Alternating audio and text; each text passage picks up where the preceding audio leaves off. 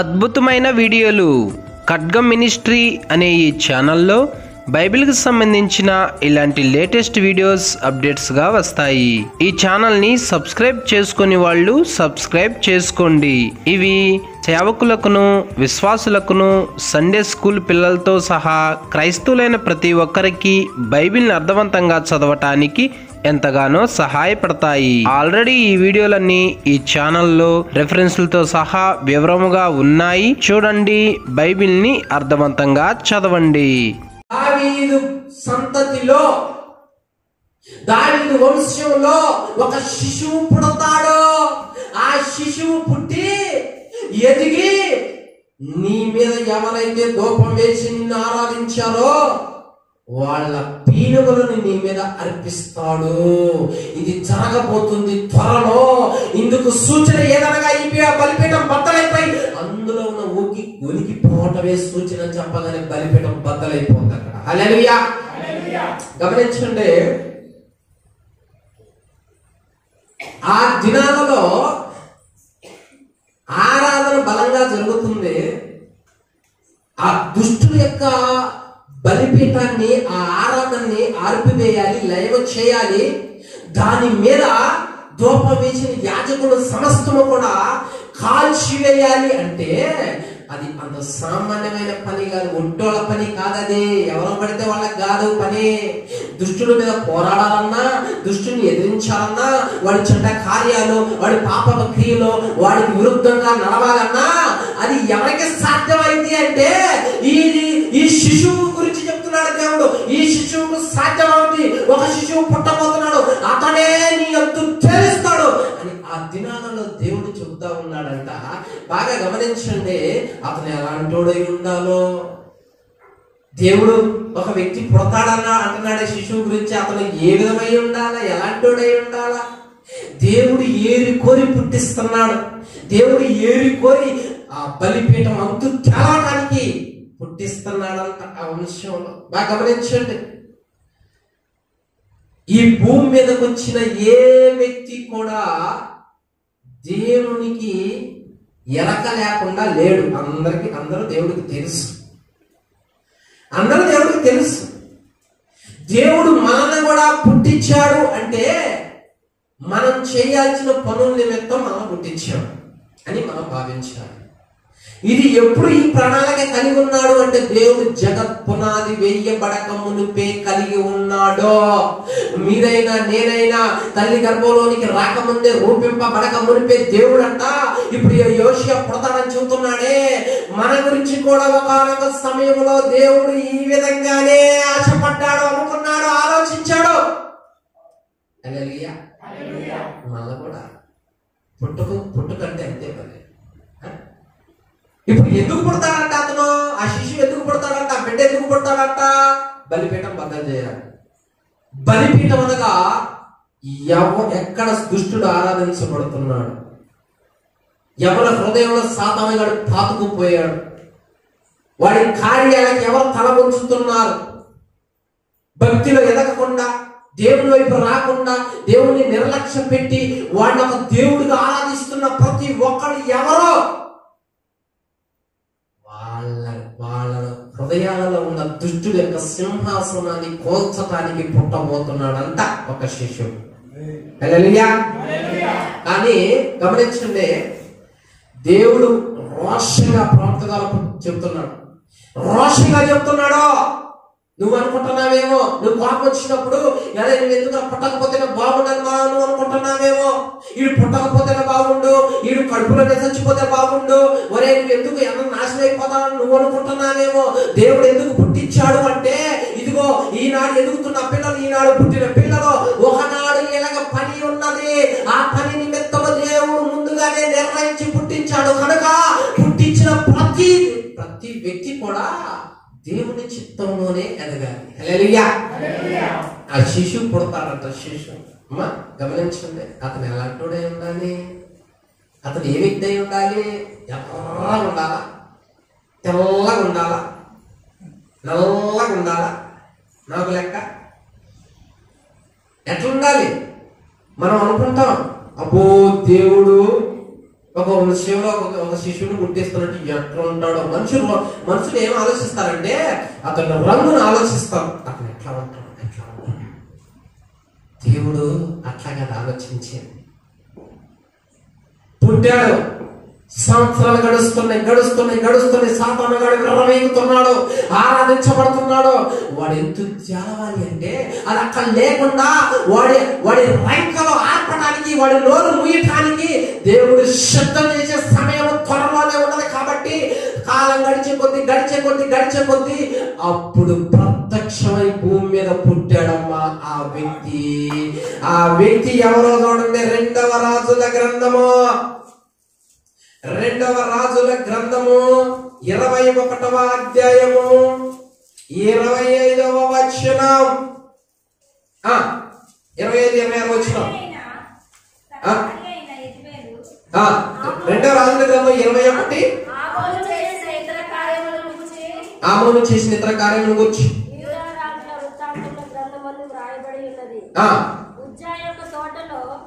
అతనికి కలిగిన సమాధి యందు అతను పాతిపెట్టబడెను. అతని కుమారుడైన యోషియా అతనికి మారుగా రాజా అయ్యెను. హల్లెలూయా. పుట్టాడా, వచ్చాడా బిడ్డ? దేవుడు ఒక మాట అంటే పుట్టకేమో ఏం చేస్తాం చెప్పండి. మొదటి రాజుల గ్రంథం ఎక్కడ, రెండో రాజుల గ్రంథం ఎక్కడ, మధ్యలో ఎంత జరిగింది? దేవుడు ఒక మాట చెబితే అది నెరవేరాలి, ఖచ్చితంగా నెరవేరాలంటే. మనుషులు మనం మర్చిపోతాం, కానీ దేవుడు మర్చిపోడు. ఆ సమయానికి తీస్తాడు. అగ్నిలో నుంచి తీసిన కొరివిలాగా, బాగా పదును పెట్టిన కత్తిలాగా బయటికి తీస్తాడు అనమాట. ఆ సమయానికి దేవుడు అనంత జ్ఞాని, సర్వశక్తి సంపన్నుడు. ఆయన మాట ప్రకారం పుట్టాడు. యోషియా పుట్టాడు. పుట్టిన బిడ్డ ఏ విధంగా ఉన్నాడో దేవుడు సాక్షి చెబుతున్నాడు. మా అబ్బాయి మంచోడు, మా అమ్మాయి మంచిది అని మనం చెప్తాం. మా అబ్బాయి బాగా చదువుకుంటాడు, మా అమ్మాయి బాగా చదువుకుంటది, కన్ను కూడా ఎంతదో అని మనం చెప్పుకుంటాం. మందిరానికి పోతే వాక్యం బాగా చదువుతుంది, ప్రార్థన చేసేదని మనం చెప్పుకుంటాం. కానీ దేవుడు ఏమని సాక్ష్యం ఇస్తున్నాడో తెలుసా? పుట్టిన శిశువు గురించి, పుట్టిన బిడ్డ గురించి. ఆ బిడ్డ గురించి ఎవరు సాక్ష్యం ఇవ్వాలంటే దేవుడు సాక్ష్యం ఇవ్వాలా. ఎలాంటి సాక్ష్యం ఇస్తున్నాడో చూడండి. అక్కడ రెండవ రాజుల గ్రంథము 22వ అధ్యాయం 2వ వచనం.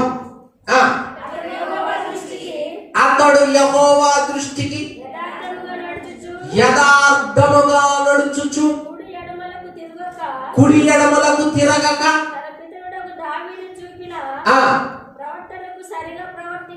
చూసావా? లేఖనం అతని గురించి ఏం సాక్ష్యం ఇస్తుంది? అమ్మ అప్పుడు అతని వయసు ఎంత? 22:1 చదువు. అప్పుడు అతని వయసు ఎంత?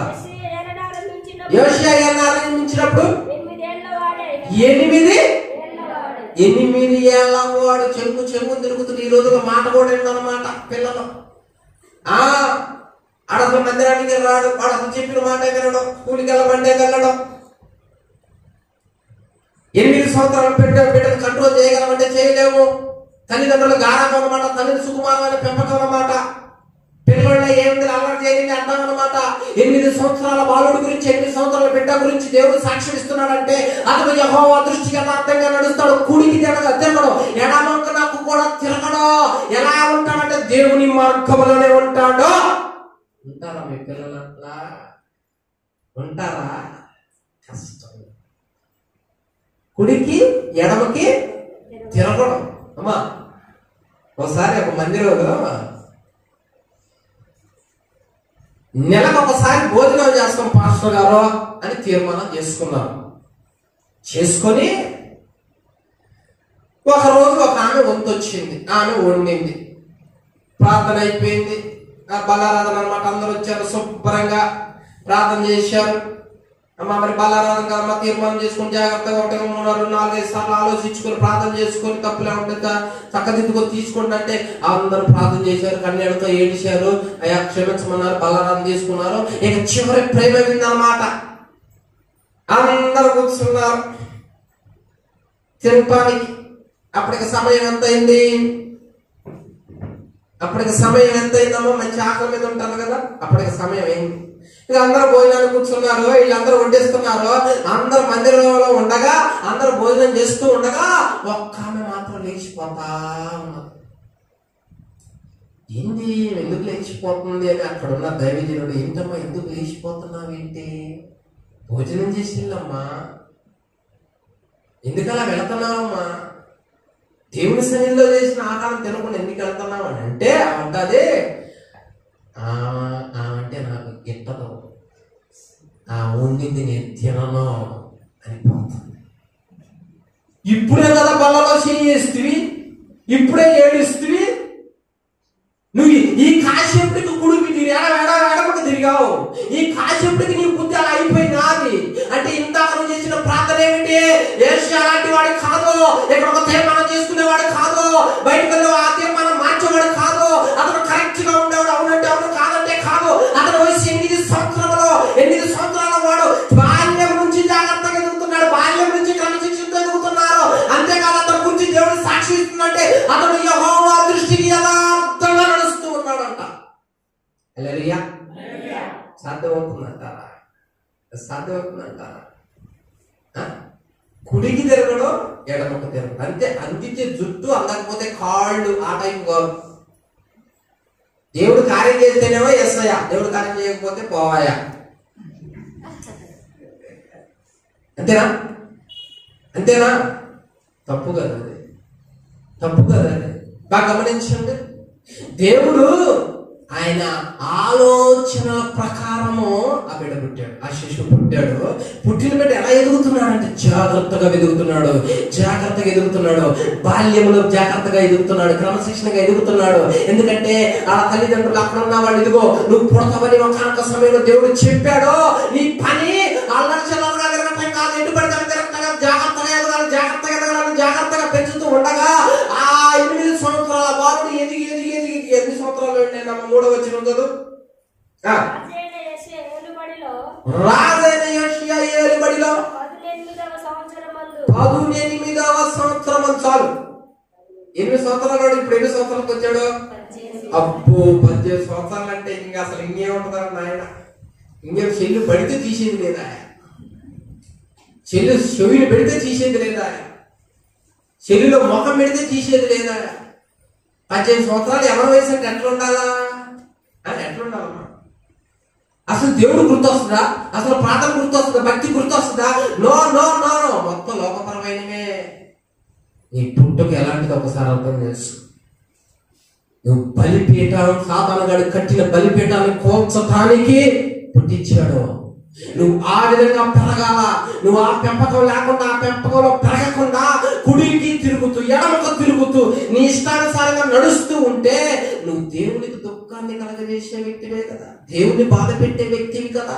ఎందుకు దేవుడి భూమి మీద ఊపిరి మీద బ్రతుకుతున్నాం మనము? ఒక్కసారి దేవుడు బెగబడితే చెమట్లో పుట్టి ఊపిరాడక గిలగిలగిలగిల కోడి గిలక మెడక కోసినప్పుడు గిలగల కనకల సచ్చుద్ది అని వస్తాం. కానీ ఎందుకు బ్రతికిస్తున్నాడో, ఎందుకు కాపాడుతున్నాడో అంటే ఏ రోజైనా నా బిడ్డ నా మాట ఉంటుంది, నా చిత్తం చేస్తుంది, నా మార్గంలో నడుస్తుంది. నేను ఏ పని నిమిత్తం అయితే పుట్టించానో ఆ పని త్వర ముట్టించిందని దేవుడు ఓర్చుకొని కనికరం చూపి చూపి చూపి చూపిస్తుంటే దాన్ని మనం నిర్లక్ష్యం చేయకూడదు. హల్లెలూయా. 8 సంవత్సరాలు 18 సంవత్సరాలు ఇప్పుడు ఏం చేస్తున్నాడు అనుకున్నావు? పిలిచాడు జనాలు పెంచాడు. ఎందుకనుకున్నాం? అడవికి పోయి ఇస్సాకు లాగా మంచి వేట తీసుకుని రావాలా బిడ్డ, తిని ఏదా తిని ఆశీర్వదిస్తాడు, తినకపోతే ఆశీర్వదిస్తాడు, తినే ఇస్తాడంట. 18 సంవత్సరాల వాడు ఆలోచనలు ఎలా ఉంటాయి, అతని ఉద్దేశాలు ఎలా ఉంటాయి, అతని కోరికలు ఎలా ఉంటాయి, అతని చూపు ఎలా ఉంటుంది, అతని మనసు ఎలా ఉంటుంది అంటే ఏ విధంగా ఉంటుందంటే బాల్యం నుంచి జాగ్రత్తగా పెరిగినోడు ఎట్లా ఉంటది?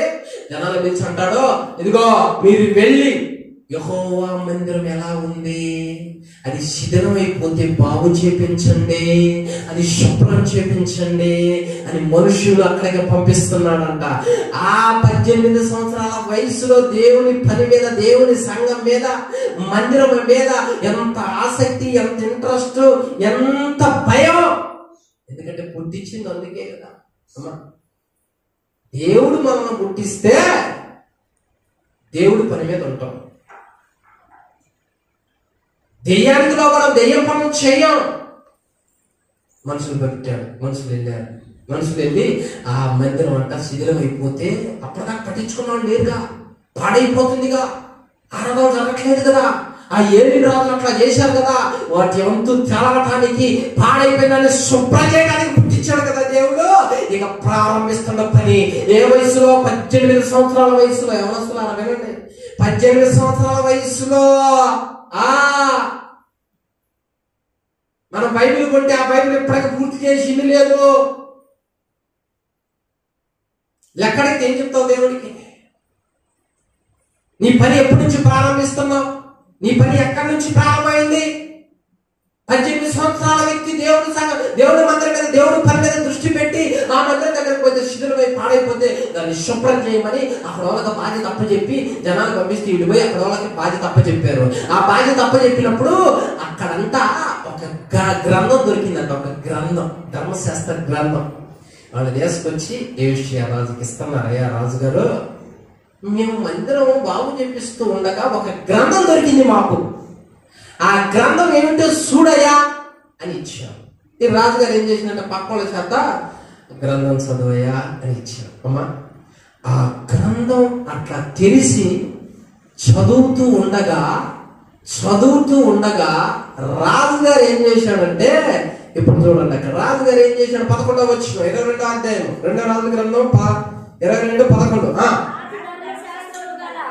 రాజు ధర్మశాస్త్రము గల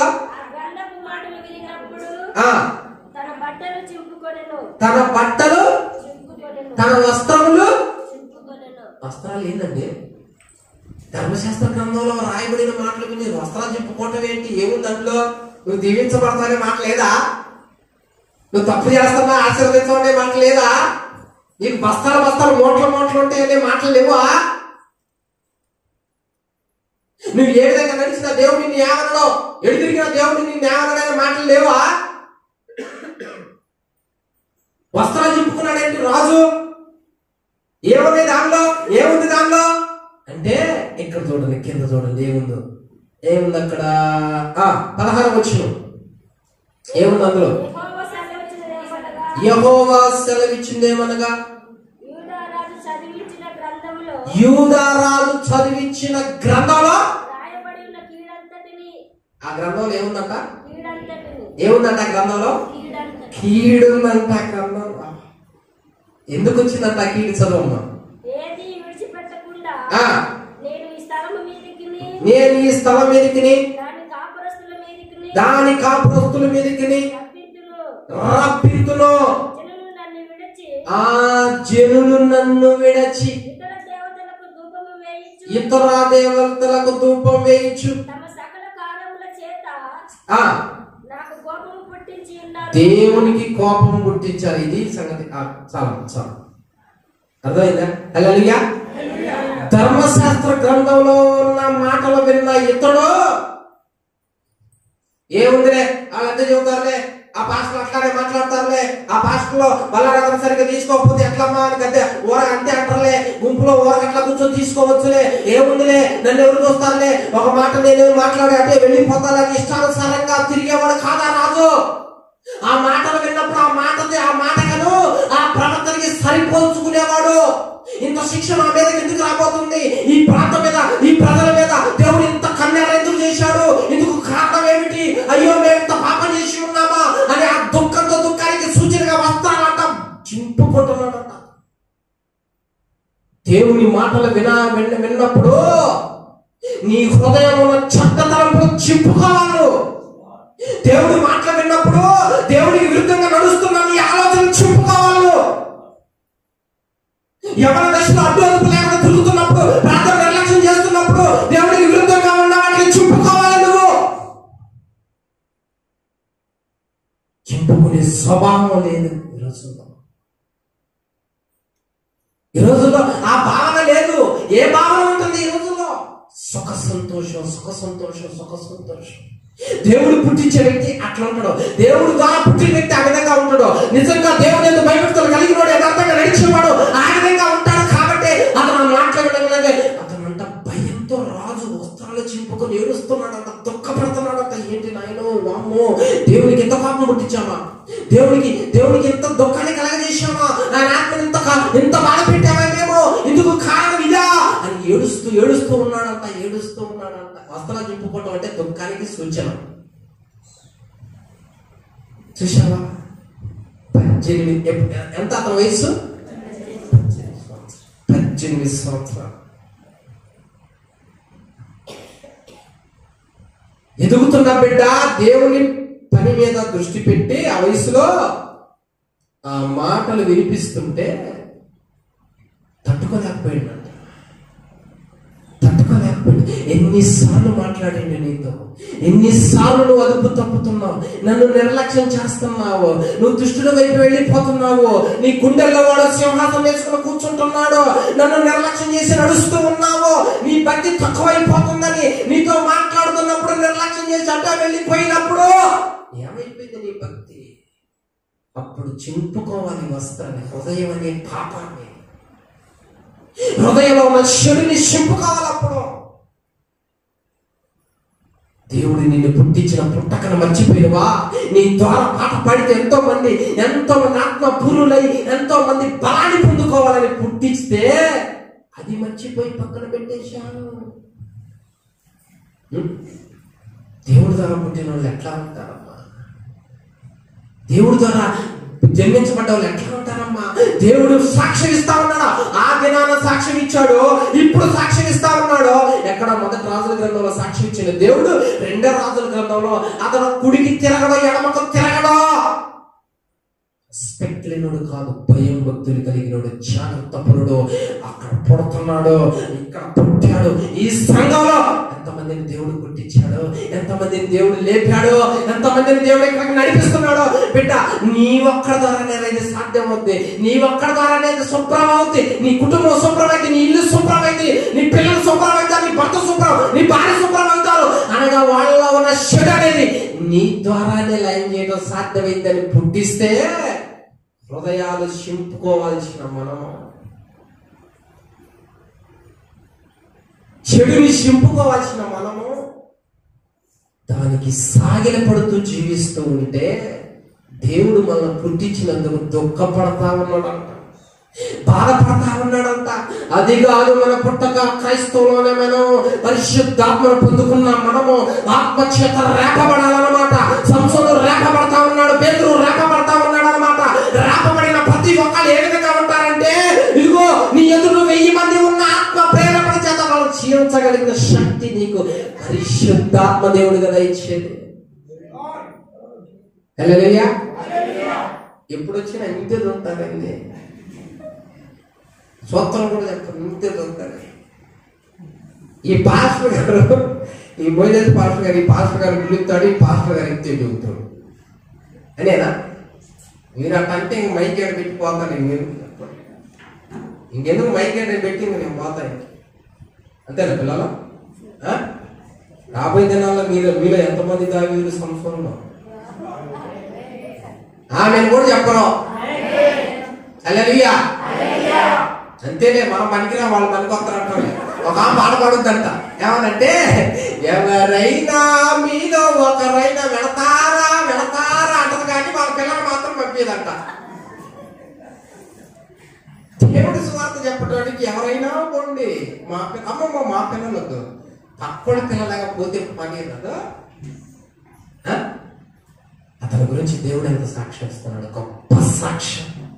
ఒక్క మాటకి పడిపోతావు, ఒక్క మాటకి ఎడమకు తిరిగిపోతావు, ఒక్క మాటకి కుడికి వెళ్ళిపోతావు, ఒక్క మాటకి పడిపోతావు, సాక్ష్యాన్ని కోల్పోతావు, బలహీన పడిపోతావు, నేర్చించిపోతావు. అతను ఎలాంటి వాడు, ఏ వయసు అది, ఆ వయసులో ఈ ఆలోచన ఏమిటి అంటే, ఎవరు పుట్టించారంటే దేవుడు పుట్టించాడు.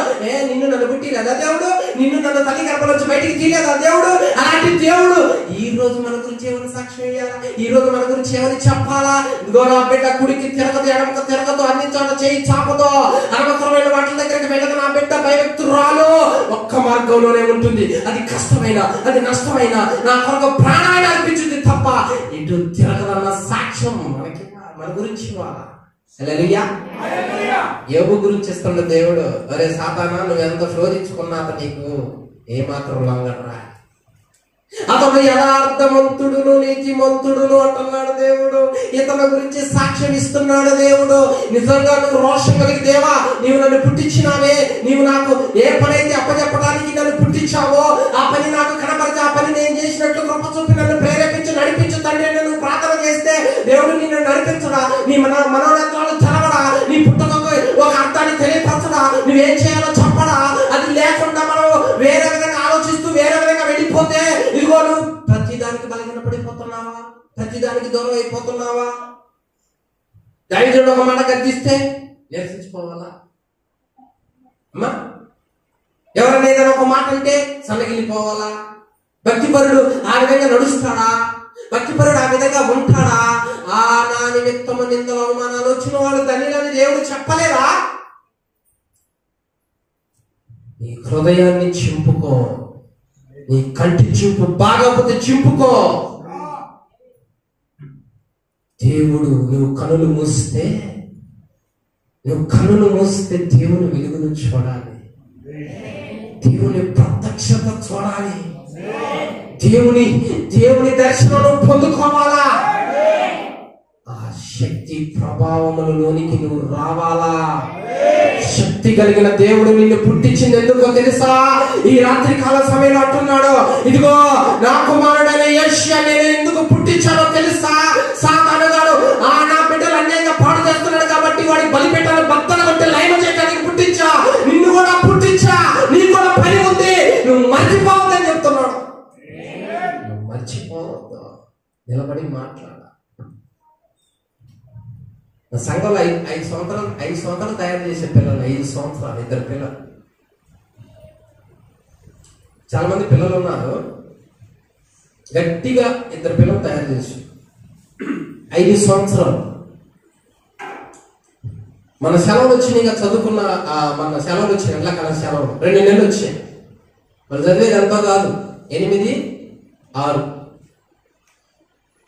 ఛానల్లో కూడా ఉంటాయి మన వీడియోలు. 8, 6 2 నెలల సెలవులు వస్తే ఒక్క రోజు కూడా బయటికి పోయి ఆడుకున్నవాడు కాదు. ఉదయం 11 నుంచి 1 దాకా ప్రార్థన, ఇంటికి వెళ్ళి అన్నం తింటే 3 నుంచి 5 దాకా ప్రార్థన, మళ్ళీ ఇంటికి పోయి స్నానం చేసి వచ్చి 7:30 నుంచి 9 దాకా ప్రార్థన. 2 నెలలు హాజరైపించా, గ్యాపులు లేవు. 24 సార్లు బైబిల్ పూర్తయిపోయింది 5 సంవత్సరాలు. ఆ పిల్లలు నిలబడి మాట్లాడుతుంటే నాకే ఆశ్చర్యం వేసి ఆ ఇంగ్లీష్ మెసేజ్ ట్రాన్స్లేట్ చేస్తాను. మంచి దైవజనులు మీకు ఇచ్చారు దేవుడు, ఆసక్తి పనులు ఇచ్చాడు. సంఘం ఎదగాలి, సంఘం ఎదగాలి, సంఘం ఎదగాలి అని ఎంతో ప్రయాసపడే దైవజనులు ఇచ్చారు. మీరు లోబడటం నేర్చుకోవాలా, నడిపించే వాళ్ళ మాటలకు లోబడటం నేర్చుకోవాలా. ఆ స్థితి కలిగినప్పుడు మనం ఏ విధంగా ఉంటామో తెలుసా బిడ్డ? ఇదిగో ఇప్పుడు నేను పుట్టించిన పుట్టక కాక అర్థాన్ని నువ్వు తెలియపరుచుకుంటున్నావు. నువ్వు ఇదివరకు ఇట్లాగా కాదు, సమస్తమైన పాపానికి కారణమైన వాటిని చింపుకొని నా పని నిమిత్తం తయారవుతున్నావు, పొదులవుతున్నావు, కాల్చబడుతున్నావు, రగిలిపోతున్నావు అన్న సాక్ష్యం ఇవ్వాలా. సాక్ష్యం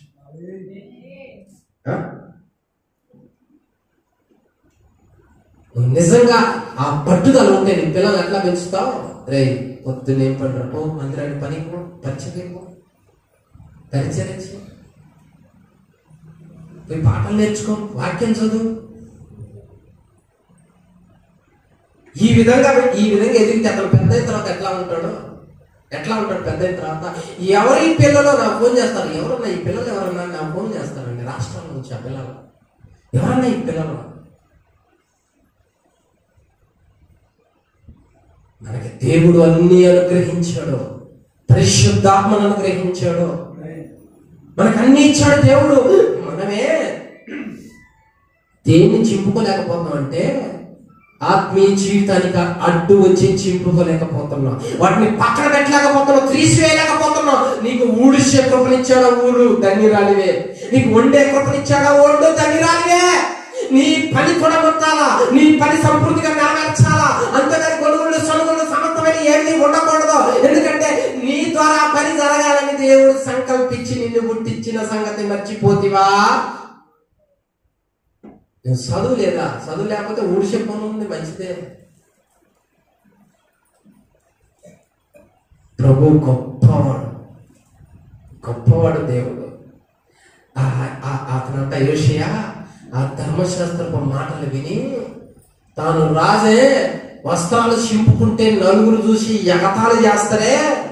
బైబిల్ తీసుకుని రాకలే ఈ మధ్య మందిరాలకి స్టైల్ అయిపోయి కవర్లో తీసుకుని దాకా సంకలం పెట్టుకుని కవర్లో చూసుకొని దొంగోడి కనుక దొంగతనం చేసి రహస్యంగా దాచిపెట్టుకున్నాం అంటారు. ఏందమ్మా అట్లా ఎందుకు వస్తున్నానమ్మా అంటే అంటుంది, చూడు తెగతాలు చేస్తారు పాస్టర్ గారు. బైబిల్ కూడా తీసుకుని రావట్లేదు ఈ రోజుల్లో. ప్యాషన్ నేను పుట్టించింది రకరకాల వాటికి అలవాటు పడి మేకప్లు కాదు, రకరకాల కోరికలు కాదు, రకరకాల ప్రేమలకు కాదు, రకరకాల ఆలోచనలు కాదు, స్నేహాలకు కాదు. నువ్వు దేవుని బిడ్డని, దేవుడు నిన్ను పుట్టించాడు. చూడు నీ కుటుంబం ఎలా ఉన్నదో, చూడు నీ ఆ కుటుంబంలో ఉన్న పరిస్థితి ఏ విధంగా ఉన్నదో. అది ఎవరు శుభ్రం చేయాలి, ఎవరి ద్వారా శుభ్రం చేయాలంటే ఆ కుటుంబంలో ఒక ఏషియాని పుట్టించినట్టు నిన్ను పుట్టించలేదా? నిన్ను లేపలేదా? ఎక్కడికి నడిపించలేదా? పదును పడుతున్నప్పుడు నీ పని ఏదో తెలుసుకో. బైబిలులోని ఆదికాండం నుంచి ప్రకటన గ్రంథం వరకు ఉన్న 1126 కఠిన పదాలు రిఫరెన్స్ తో సహా వాటి అర్థాలు గల బుక్ కావాల్సిన వారి క్రింది నెంబర్లకు కాల్ చేయండి. ఖడ్గం మినిస్ట్రీ అనే ఈ ఛానల్ ని వీక్షిస్తున్న మీ అందరికీ మా వందనములు. ఈ ఛానల్లో బైబిల్ కు సంబంధించి ప్రతి కఠినమైన పదాలకు అర్థాలు వస్తాయి. కాబట్టి ఈ ఛానల్ ను సబ్స్క్రైబ్ చేయండి, లైక్ చేయండి, కామెంట్ చేయండి, షేర్ చేయండి.